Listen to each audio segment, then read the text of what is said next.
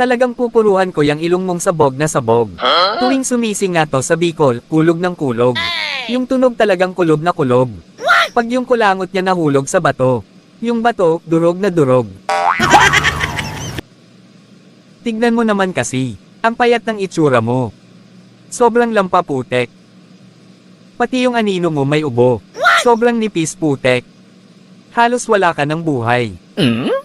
Ikaw lang ang kilala kong taong may phobia sa gulay. Yan ang napapala mo, kakabanat mo ng sopas. Kaya hindi ka mahuli ng fidea eh. Ang luwag sa'yo ng posos. Nakakatuwa kong iisipin. Ikaw lang ang kilala kong taong kayang magpahiram ng ipin. O wag mong sabihing hindi totoo. Ikaw mismo nagkwento sa akin.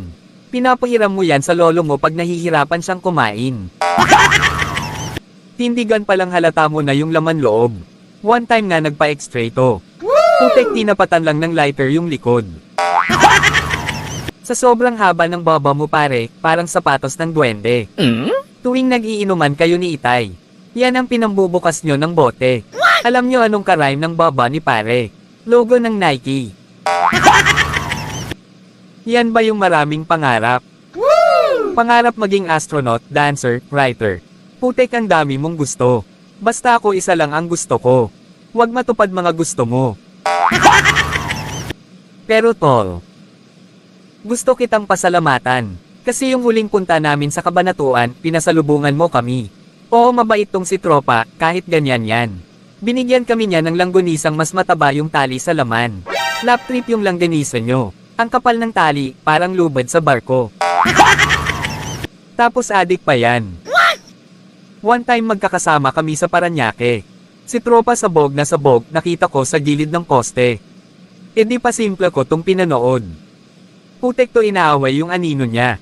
Ayaw daw sumunod. Kaya di na kami magtataka kung bakit lampa ka. Sa tuwing magja-jogging ka, sa pagsisentas palang pagod ka na. Ano bang nilamang niya, parehas lang kaming pandak. Pero hindi kita masisisi kung ba't inibig mo siya. Pagkat, nahulog loob mo sa may anxiety. Kasi meron kang panic attack. Oo, may panic attack to, at isa ako sa mga nakasaksi pare. Grabe pag umatake, bigla-bigla siyang nang bababae. Putek to nagsusuot pa ng kwintas.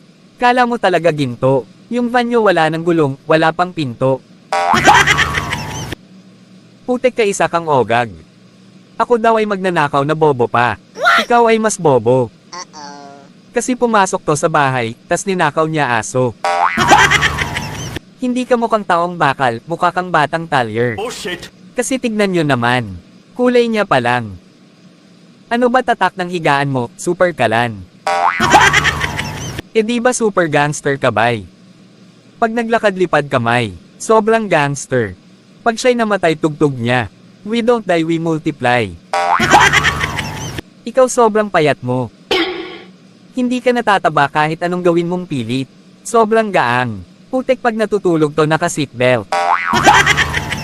Kaya ikaw umalis ng Cavite. Kasi yung matalik mong kumpare, ninakawan mo ng kalapati. Huling-huli ka raw sa akto. Kada madadakma mong netoy, nilalagay mo sa box ng Zesto. 14 kilos kasi to. Kung ba't ganun di ko malaman. Sa tuwing nagtitimbang kang putek ka. Mabigat pa sa'yo timbangan. Pre maawa ka naman. Tignan mo yung lagay mo. Asukal na lang kulang sa'yo. Potap ka na putek ka. Kaya alam ko sa laban na to, sarili mo hindi mo kayang ipagtanggol. Kaya wag kang mag-alala pre. Kakalingayin kita na parang sanggol. Patutulugin kita sa kama. Sa kamao putek ka. Tas kukumutan kita ng sapak. Pauunanin kita ng tuhod. Sabay sususo ka sa akin ng tadyak.